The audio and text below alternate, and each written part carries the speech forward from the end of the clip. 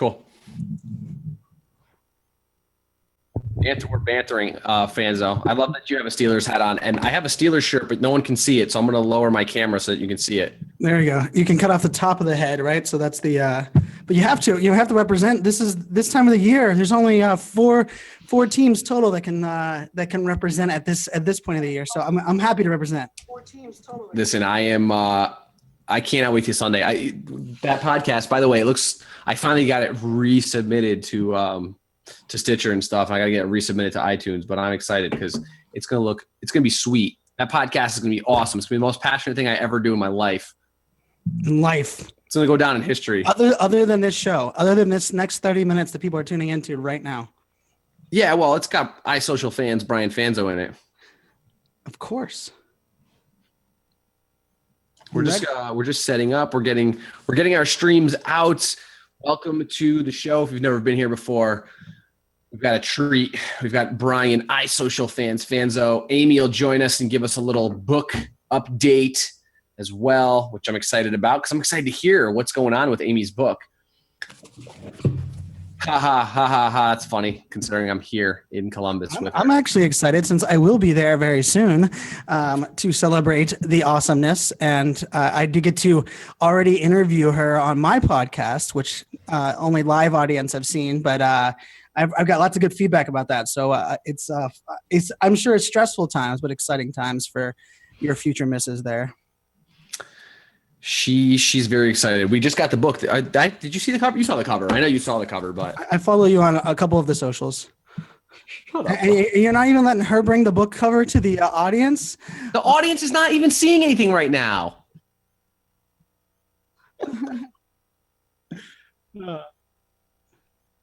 Sam Erickson's in the house. Ursula, Terry Johnson. What's going on, everybody? All right, well, when we're ready, I want to roll it, and we'll start the show.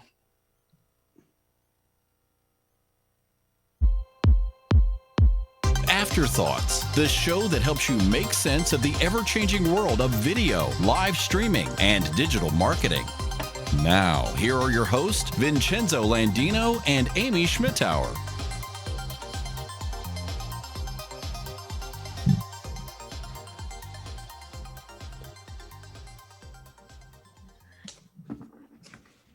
Welcome to Season 2 of Afterthoughts. My name is Vincenzo Landino. Joining me today is the amazing, wonderful iSocial Fans. What's up? I'm excited to be here. Well, Afterthoughts. We both got our Steelers gear on for today's show. And for everybody watching all over the socials, what's up? What up, socials? Jen Southern's in the house. How you doing? We've got Sam Gonzalez, Ursula Ringham, Sam from Helsinki. How you doing, buddy? Watching us over on Facebook, and we've got a nice group here on Periscope as well. To everybody on YouTube, welcome to Season 2. Yes, Brian over on Periscope, hashtag Steelers, my friend. We are going to represent on Sunday. Today is going to be a new show, new season of the show. Brian and I are going to talk some live video. We're going to have an update from Amy Schmittauer on her book during the AWeber Author in Progress report. And obviously, and usually, we take your questions and comments. So make sure you drop them in below and talk to us because we love doing that and making this the most interactive show you will watch today or next week or the week after.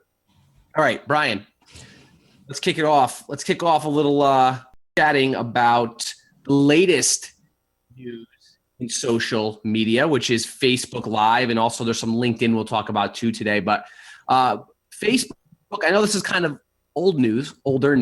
Facebook made some changes. I'll let you run with desktop broadcasting as well as the live contributor feature, which is my favorite. But let's start with desktop broadcasting from the computer, your computer camera. What do you think about that? And what is the impact for consumers? So I think, it's interesting that I love the updates. I think, one of my big things has been keep it simple, stupid, right? A little bit of kiss here from the live video space. I think part of the reason live video is amazing is that anyone can do it and it's easy to do. Part of the reason that a lot of the content's bad and a lot of the content people haven't figured out is because it's easy and anyone can do.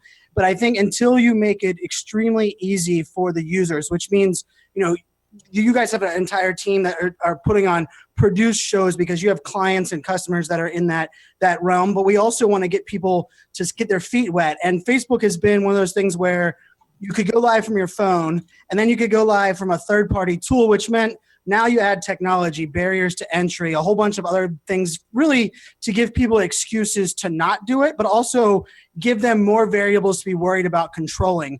And I love the idea of going live from your desktop. Mainly, the main reason is most people, Enzo, you and I, especially Meerkat days, we had our phones out and we could talk into our phone. That's just normal. We can do that kind of live streaming. But for the average person, they've done webinars, they've done FaceTime where they've sat in front of their computer, they've looked into the web camera either on their laptop or on and they've been able to talk in a way that doesn't feel, let's just say, overly scripted and kind of uncomfortable.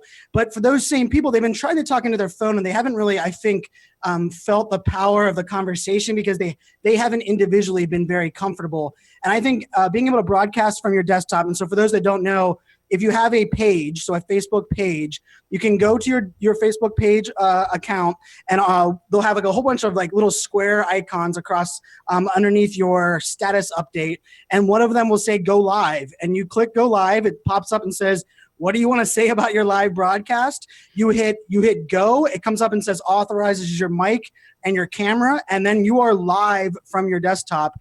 And for me, this is great. I think the downside will be we're going to see more bad content for a couple more months because let's face it, as soon as we start making it easier, we see a lot more people that are doing kind of bad content. But I think you can't get to the really good content and pushing this forward until we get more people involved. And I think kudos to Facebook. Another thing that they're doing before Periscope, and Periscope was my first love, but I give lots of credit to Facebook in this game. Yeah. So the feature I love the most, and I'm not going to argue, I don't disagree with you at all on the desktop broadcasting. I think that a lot of people are used to sitting here like this, doing a broadcast, especially as the freedom economy gets to be a bigger thing. And we talked about that. Amy and I had talked a lot about the freedom economy with Spera and, freelancers and people that work from home, remote teams. Like, this is becoming so easy to do because it's become day to day. But also, even if you have a job in a 9-to-5 and you have an international office, this is very comfortable. So I like the move. But in my opinion, the biggest one, or the biggest cool update, and I haven't seen it on any of my pages yet, was the live contributor feature for pages. So pages can now add a live contributor. Right now, before they introduced that, you had to add someone as an admin or an editor in order for them to broadcast to the page. For the audience that's out there, I have 13 Facebook page accounts on my phone right now for the 13 different Facebook pages that I've had. And it's a security nightmare. It's a account management nightmare. It took me 6.5 weeks to get IBM to get me access to one of their accounts. So I think you're right. It's great for takeovers. It's great for collaborations. It's great for, let's face it, it's also great for the concept of not every brand is great at hosting or great at it should be on camera. But the idea that you can now bring in people that are better and more expertise on this in a simplified manner that doesn't jeopardize, because once you have admin access, I can take away other admins' access. I can decide I have access to your paid account. I have access to your advertising budget. There's lots of reasons why I didn't blame brands for being scared. Ursula Ringham, from SAP is here, of course. And, I remember going through that the very first time that we worked with SAP, and we'd have fill out a form on their website. We'd have turn in a bunch of documentation to get all of those things. So I think the contributor is huge, like you said, as well. I also think the other thing is, one of the cool elements here with both of these features, and Mike Delgado, who does great things over there from a credit company, I love what they're doing, is that we both believe that the power of live video is that it's participatory, right? It's a conversation. And if you do not include the live audience, which you guys do amazingly on this show, and kudos to you guys doing that much better than let's just face it, a lot of the other brands that are out there. But now that you're able to sit in front of your desktop, it's not just looking at comments on your phone, but now I can have them on my big screen on my monitor. I can have 2 monitors in front of me. I can blow up the screen so those comments aren't this tiny. I can scroll with a mouse. All of these things before that were only there for us that were using the third-party tools. I believe that's another benefit with the contributor as well as the desktop. Yeah, and for me, the contributor, I see full-on newscaster or not even newscaster, but news coming to Facebook. We see Facebook trying to compete with the real-time nature of Twitter. And there's that discussion as well. Like, okay, well, Twitter's great for real-time. Facebook's more for a show. Well, so let's add live contributors and allow news organizations, maybe new ones, to pop up. Everyone's complaining about fake news. Maybe we'll start to see some new news organizations pop up, giving remote journalists the opportunity to be live on the scene. So we may start seeing a lot more journalists on the scene. You remember, I'm sure you remember it because we watch a lot of sports. So we always see journalists sitting there, with their phone or one of the recorders recording the athlete or whoever it might be, or a microphone. Well, now we might start seeing this.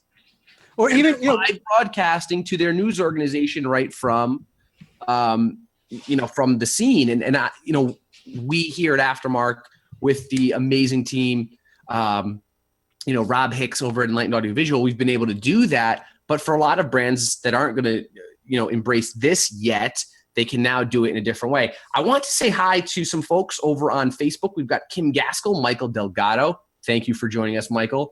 Nazim Beltran over in Italy. Thank you. Adam from Auto Radio. Love Auto Radio. Shout out to you. Haley Hall. Thank you, Haley. Jimmy Bearden is in the house. Stephen Healy, Sam Gonzalez, Sam Eric from Finland, Terry Johnson, Keegan Lanier, all here watching the show. And to everybody on Periscope, because I can't see, I'll go see who's over on Periscope. Greg Weiss, Omar, Anthony Evans, Jillian, Brad Friedman, Robert Cohan, Ace is in the house, Leslie, Jared Van Dyke, Yohel, Danielle Rosa. Such great to see you all. Matthew Torrin just joined us, and everybody over on YouTube. How are you doing? Thank you for jumping in on the discussion. Yeah, Brian. I want to jump in real quick. One thing left on that. So I was at the CNN office probably a year ago, and we were talking to them about live video. And the funniest thing for them was they refused to give credentials to the reporters for their CNN page or their big, like the CNN. Pop culture Facebook page. So they were actually investing money in building up the reporters' Facebook pages to get likes and grow those accounts so that they could go live from those Facebook accounts. Now think of it. Now they can actually allow them to be a contributor on the right channel and be able to go live from the channels where it makes the most sense. Let's say you're a reporter, you're covering something, and you're doing that for pulp culture, and all of a sudden breaking news happens. You can end a broadcast. You can now go live from the breaking news CNN channel. I mean, this ability, like you said, and Daniel Newman said it, who I co-host a show with, and he made a big comment. He's like, the idea of call-in radio and where you have all of your reporter and all those distributed channels that can now contribute to one kind of mothership, I love the contributor play. I think that's a super smart play by Facebook. Totally agree with you there. There are some questions, though. We've seen quite a few other things. We've got alligators jumping on tourist boats, and people are like, "Oh my God, there's no censorship here." And we've got we've got people in accidents, and we've got people getting shot. And I'm not, I don't want to talk about specific examples, but there's so many weird things that people are doing on live video, right? You can't not say there's someone in the locker room. I mean, we're both wearing black and gold. There might have been like a breaking news that happened in some sports locker room, but I mean, it's what I say on every stage as I give a keynote. No technology in 2017, and this is a guarantee, take it to the bank. No technology, no app, no social network will fix stupid in 2017. Therefore, stupid things are going to continue to happen. And just because it's live and it happens, don't blame the technology. It's the person that clicks the button. It's the person that is doing the things there. Live just kind of live amplifies the good as well as the bad. And I think that's just the tough reality of our world today.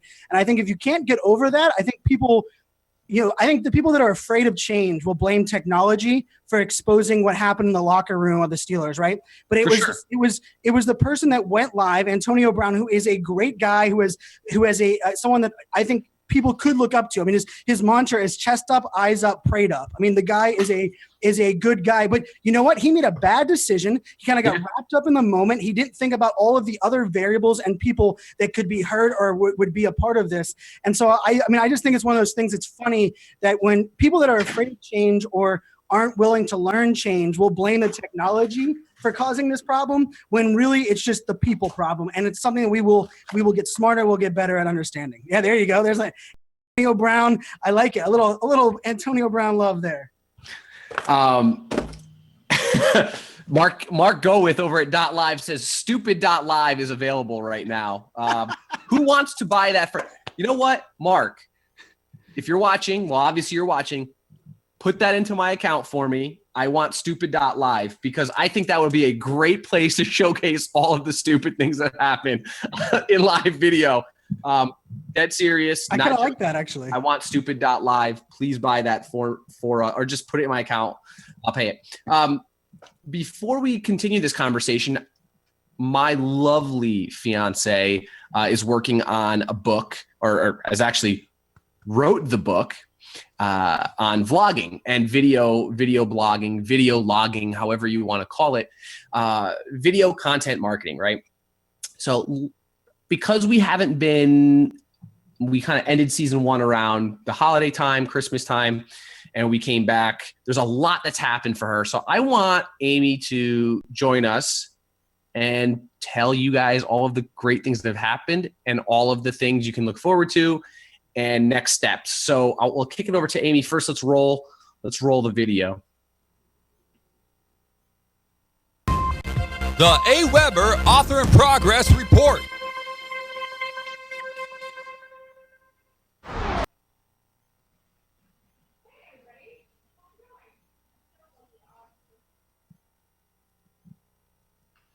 Sorry, I forgot I muted myself because my beagle is being loud behind me. How's everybody doing? I feel like the odd one out because I'm not wearing like Steelers. I feel like I could find something Steelers around here, but I'm not. So sorry. Hi, Vin. What's up, Aim? How are you? Oh, I'm good. I'm excited for everyone to hear about your book. I mean, I accidentally showed it for like the few people that were watching early. You might have seen the cover. You accidentally did. I think you like secretly want to steal my thunder like all the time. But for those of you who weren't here earlier or you haven't seen it yet, I think the biggest announcement as it pertains to my book that's coming out on January 31st, which is called Vlog Like a Boss, is that I have unveiled the cover finally. So here it is. Check it out. Kind of the fun thing that happened is that we've been documenting the journey to launching this book all month on my YouTube channel. And you can actually watch my reaction to holding it in my hands for the first time in yesterday's video, or it's the latest video up right now. So yeah, this was just really exciting. I was finally able to share it with everyone. There was a lot of things that had to do with this unveiling that unveiled a lot of other things. Like, this is what it looks like, but here are some amazing people that have, sort of decided to back me and advocate for the book. So I'm just really excited I finally got to announce that. In particular, someone that I've been such a distant mentee of for many years, and that's Gary Vaynerchuk. And he's done a lot of wonderful things for me and inspired me in a lot of ways that I kind of approached him and said, I'm writing about you in my first book. And so I thought maybe you could have a piece of it. And he said he would write a quote for me. So that's my front cover quote, which is probably one of the best testimonials I could have ever achieved with this work, since he's inspired so much of what I've done. So really stoked about that. Also been a huge fan of a lot of people like iJustine and the people that are working with Tony Robbins. The social media manager for Tony Robbins has been an advocate of Savvy Sexy Social, my YouTube show, for a really long time. And he actually wrote a testimonial in addition to iJustine and Austin Evans and Marquez Brownlee. And of course, my good friend, Chris Ducker, Jay Bear, Matthew Kimberly, just some amazing people on the inside as well. Brian Fanzo being one of them, Vincenzo Landino being another. And Lucy couldn't get me her quote on time, but I still gave her some credit in the book. So if you're not familiar, That is my coworker below me down there. She's walking around on her four. So that's what's happening. I'm really stoked that we're finally going to be getting the Amazon link out there in the next few days for people that want to pre-order. And yeah, like everything's happening. We're 12 days to go. So a lot of love over on Facebook. Kim says, congrats on the book. Amy, Haley Hall says, hey, Amy, or should I say the vlog boss. Avery Ratz, these are all watchers of the vlog as well. Jimmy Bearden wants to know if there's going to be an audiobook. Absolutely. Absolutely. We will not have the audiobook available right away, but it will be there very soon after launch. Just watch for it in the next few days to a week after. Alan Steele, our good friend over at Zoom, says, you go girl. You go girl with a U. Oh, thank you, sir. Thank you. Adam from Auto Radio and Avery Ratz says, will Gary be doing a song for the book? You know, I asked him. He's not really available. He doesn't kind of, do that kind of thing. But that's okay because he's done me an enormous favor in place of that. And so I would never have that expectation. Terry Johnson says, nice job on the cover. Jim Kennedy says, hello, Amy. Jay Garrett introduced me to your show. Shout out to Jay Garrett, who's a watcher. Brian Ring says, congratulations, Amy. You. We've got a lot of activity over on Periscope and Twitter of everyone saying congratulations. So thank you for jumping in and giving us a progress report. And we'll let you finish up your day because you're probably vlogging. I have so much going on.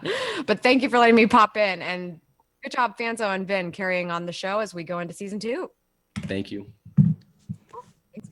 Wonderful recap of the things that have gone on. If you haven't watched the vlog, the daily vlog, Amy and I decided to take on a daily vlog format, life casting format for the month of January leading up to the book.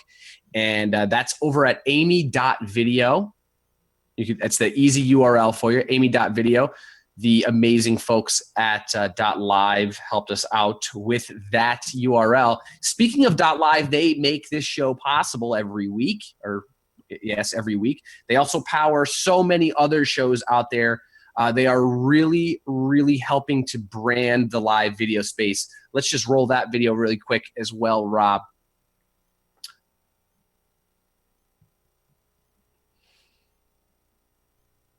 And there's Brian and his head.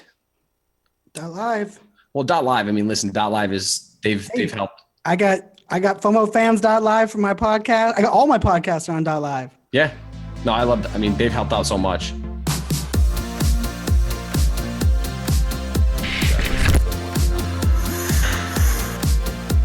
Consistency over content. Latest and breaking news that has just happened. Story time. So thanks to the folks at .live, there is a discount code for anybody out there. If you head on over to name.com/Aftermarq and use the code Enzo, that's me, you can get a nice discount on your .live domain. Of course, that's not for premium domains. And if you do have questions about premium domains, feel free to reach out to me and I will help put you in contact with the people that can help you on that front. But .live has helped me brand my shows. Brian, quickly, you said you have some shows branded .live, but what has it done for you, especially in the live video space? Well, I think consistency and storytelling is all about, how do you convey your message in as many ways as possible, but that it has a consistent feel, right? So .live for me is just an extension of what I kind of preach in this live, not only live video, but it's more of live interaction, live, even SAP, our friends at SAP have live, go live is their mantra for their entire enterprise technology company. So I think live to more is more of a mantra, and I think having it as FOMOfans.live is my podcast, and it's not only is it easy to convey, but it also is something that stands out that says, hey, this is a different show. What is different about this? And I think that's one of those things that I love to be a part of a movement that is kind of transitioning from, I call it be yourself, and part live is a big part of that. So yeah, I got smacktalk.live, which is my other podcast, and FOMOfans.live, and about 22 other domains, which I know both of us have that same problem in the world of hoarding domains. But yeah, it's good stuff. And they're very supportive of the live community since really day one. I remember, being a part of the very first summit and was blown away that they got all in with kind of the live streaming community before it was cool, before Facebook even had it, a live offering.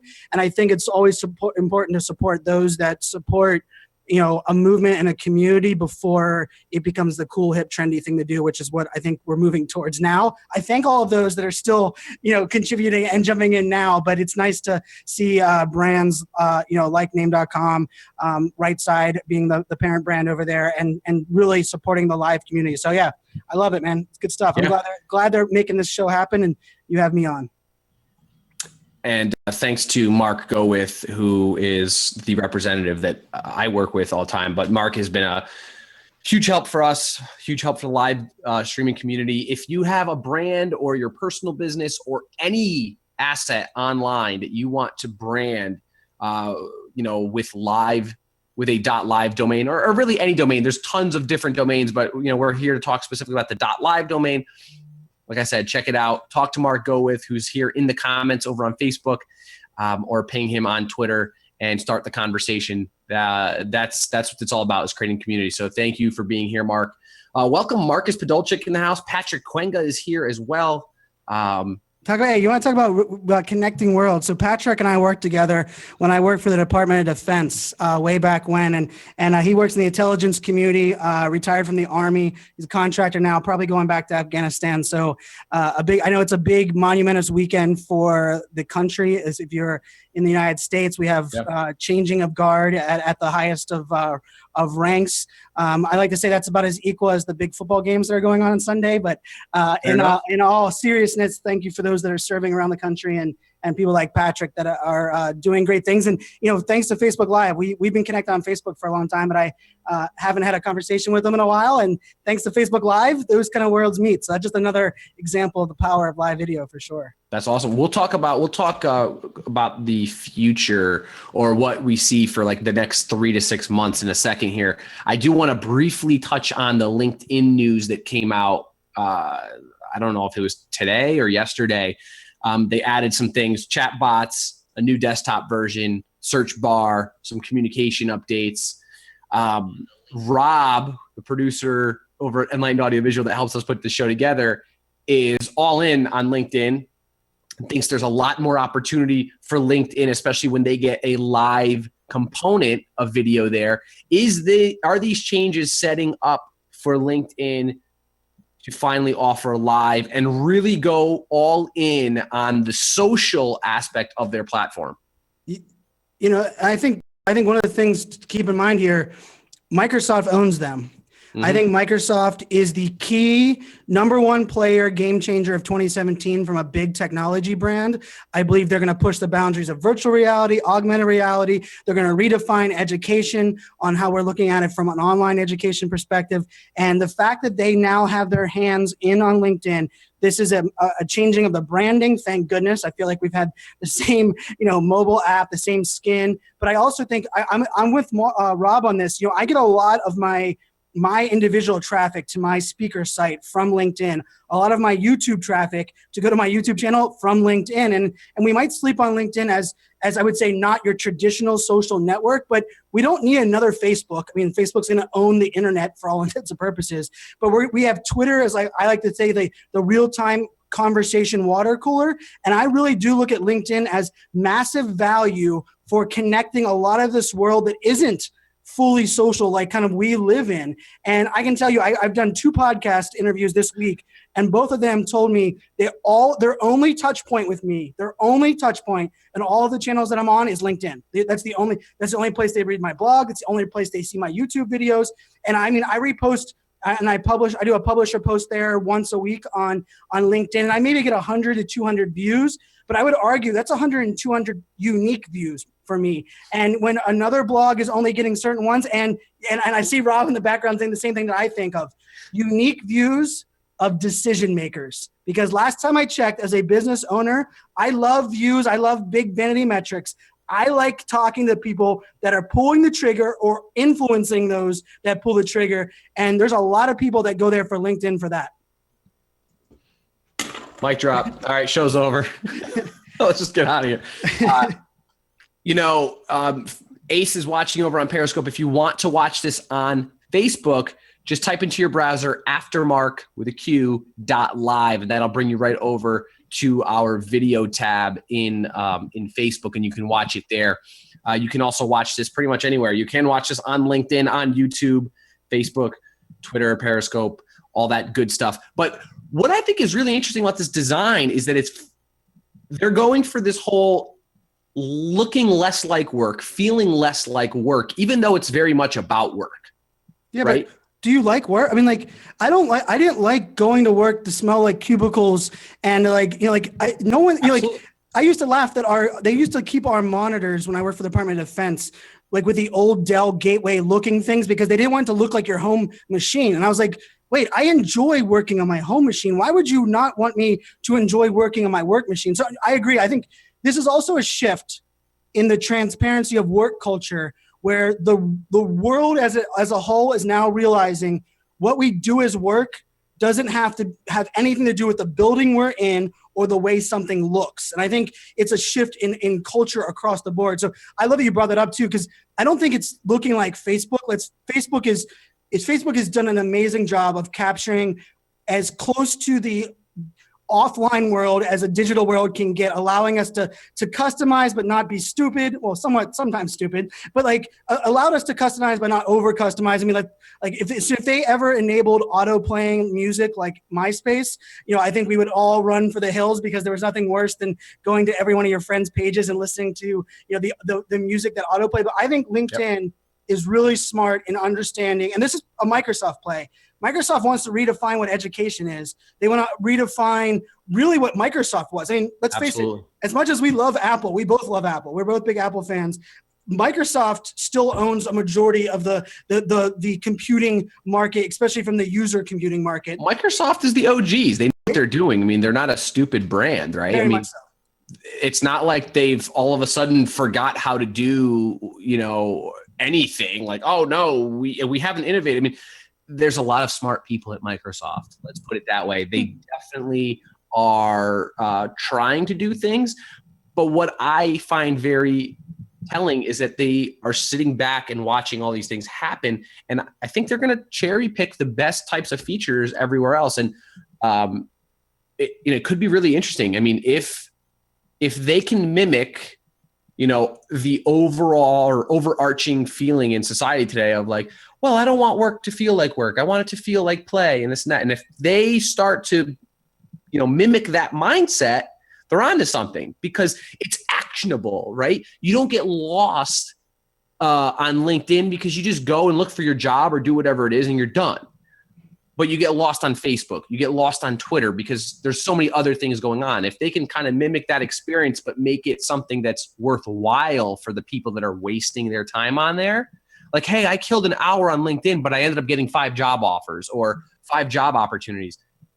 I'll take that any day of the week. Let me just head over to Facebook really quick here with some comments, because Brian, you said a lot of great stuff, and I know that we're running tight on time.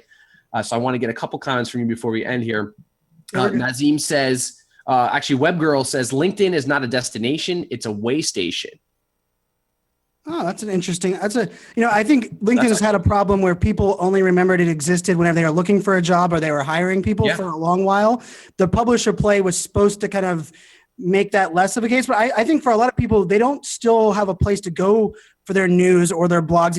And I see a couple of people talking about Vivica Van Rosen, in the comments here. And I think, Vivica being a LinkedIn evangelist, but independent from LinkedIn. She's actively spoke out for a while on making LinkedIn more into the workflow so that people don't look at it as that place that is only there when you're looking or people are looking for you or you want to update something. I mean, my number one thing that I tell people from a personal branding side is Google your name and then go to LinkedIn and see how close LinkedIn represents anything you're doing today. And if it doesn't, more likely than not, one of your first impressions, which is your digital handshake, more likely than not is giving a bad impression because it's wrong, because so many people haven't updated LinkedIn in 8 months, 12 months, 16 months. And I mean, I have on my calendar every 90 days, it goes off a calendar alert and it says, update LinkedIn profile. And I think that's something that as LinkedIn kind of morphs and grows, I think hopefully we'll see the content, the updating, and people jumping on there to understand it's more than just that one-stop shop. Yeah, for sure. Meg Curtin says, I think Microsoft's pull as a brand is what keeps users interested, knowing that what they'll produce will be hopefully superior. Nazim says, in Italy, work is play. That's why I love it here. Welcome, Roberto, Blake, Janet, Johnson, Sheldon, Payne. I know you have to run, pick up those wonderful little girls from school. I think school, right? Is that where you're going? School? Well, no, they got dance tonight. Or dance, right. Really quickly, the next, man, what are we in? We're at kind of the end of January. So for the rest of this quarter, the next 3 months of the year or so, or 2 months of the year here, what are you thinking is happening? What inside knowledge can you tell us about that's going to happen in live video or in social that we should be excited about? Well, first thing is not something to be excited about, just be warned about. I made kind of jokes of it earlier. I think we're going to see a lot more bad content before we figure out what good content means in this space. Understanding what a production schedule looks like, understanding how do you get people to get notified by stuff they care about, but not notified by every broadcast that a channel goes live. You know, if we had to turn on our TV and every time ABC had a new program on, we got notified, we'd be annoyed as hell, which is the problem right now with live video. It's kind of like an all or nothing game. I can't really subscribe as much to a type of content within a brand or within a channel. So I think we're going to see some additional bad content. I'm confused on what Facebook's doing from a organic reach of live video. They seem to be playing. I feel like someone has like the controls in the background and just kind of monkeys around with like, one day we're going to give live a whole bunch of push. But I'd say the things we can look forward to, Periscope is definitely going the way of Twitter in the sense of live event access, PGA Tour, Go Live. We're going to see a lot more of them shift away from a social network and then be a real live news network. And so if you think of that from a Periscope perspective, I think we're going to see programming on Periscope represent real-time programming. And we're going to see the shift from, hey, maybe Periscope is the real-time behind the scenes and the breaking news. And then we have that kind of shifts people into programmatic live content on Facebook. Also, don't sleep on YouTube coming out with a couple new things. I did kind of have an interesting call this morning where YouTube has a couple things in the works that will be really fun to play with, not only encouraging what I like to call participatory content. Yep. I love participatory content. That means we allow the people that are in the audience, like Alex, our friend Alex, that I see here on the Facebook comments. Alex in the house, yeah. Yeah, you know, it's that idea, allowing them to help shape the content. And I think we're going to continue to see that.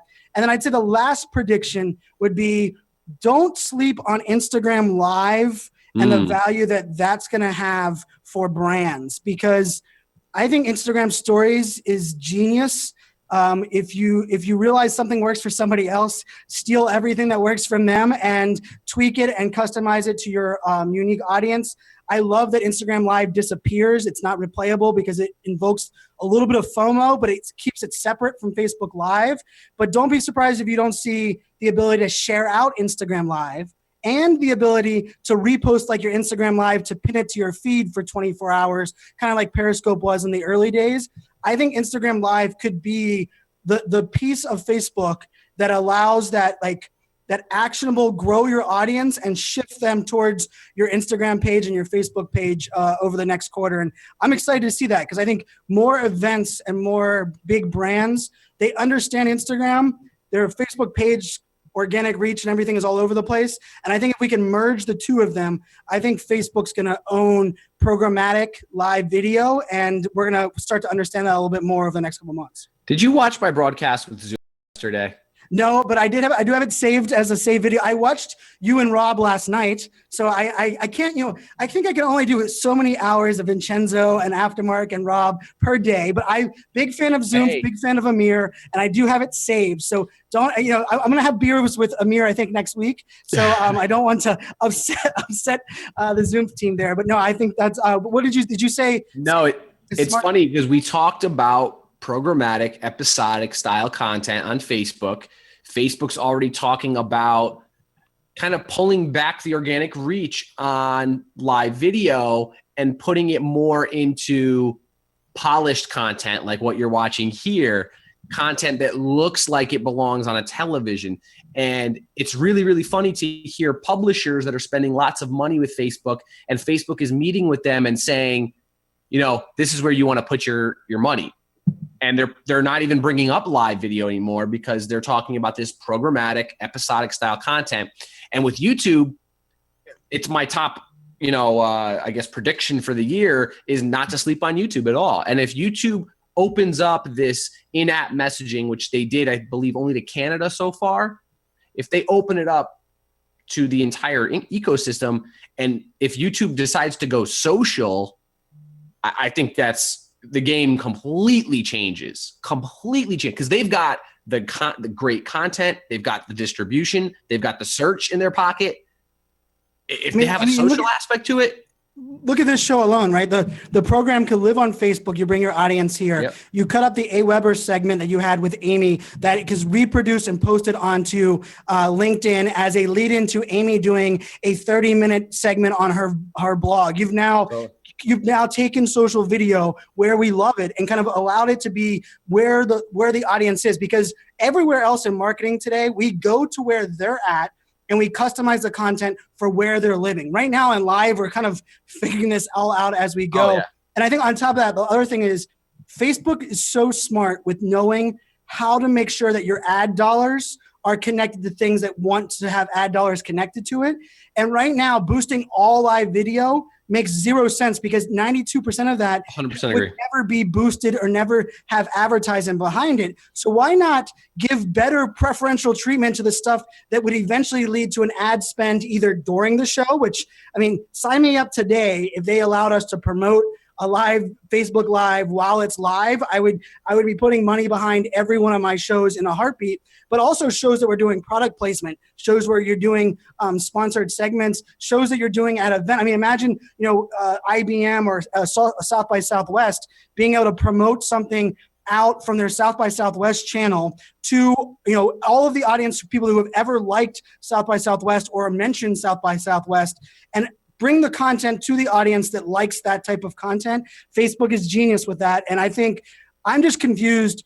Why turn the faucet off or turn it, kind of keep tweaking with it until you have a better solution? But they also did advertise they're going to give us side-by-side broadcasting 5 months ago. And that was more like picture. That was like FaceTime. And we got one taste of it. Kevin O'Leary broke it, and then it disappeared again. But a crap version of FaceTime. It wasn't even a good version. Listen, Brian, I gotta go. Thank you for joining me. I know you got to run. Thank you. That's Brian Fanzo. If you don't know him, he's better known as iSocialFans all over the internet. iSocialFans.com. He's a millennial keynote speaker and change evangelist, and I'm proud to call him a very good friend of mine. So thanks for joining the show, Brian. Thank you, everybody, for joining the show. Alex Young, Nazim Beltran, Tara, Tamara Stevens, Alex Kahn was here or is here, Janet Johnson, Sheldon Payne, Meg Kearns, Roberto Blake, Marcus Podolchik, Jimmy Bearden, Michael Delgado, Rob Gottlieb, Ryan Biello's here from Milwaukee, Wisconsin, Bobby Stamps, Patrick, Michael, Leslie over on Periscope. Thank you for joining us as well. Mark Gowith, Brian Ring, Terry Johnson, Alan Steele, Jim Kennedy, Avery Ratz. Thank you for joining the show and making episode 1 of season 2 a great kickoff to the year. We will see you next week. I'm Vincenzo Landino. My normal host, Amy Schmittauer, will probably join us in a couple weeks after her book is launched, and we'll have some more info for you next week about that and where you can order it.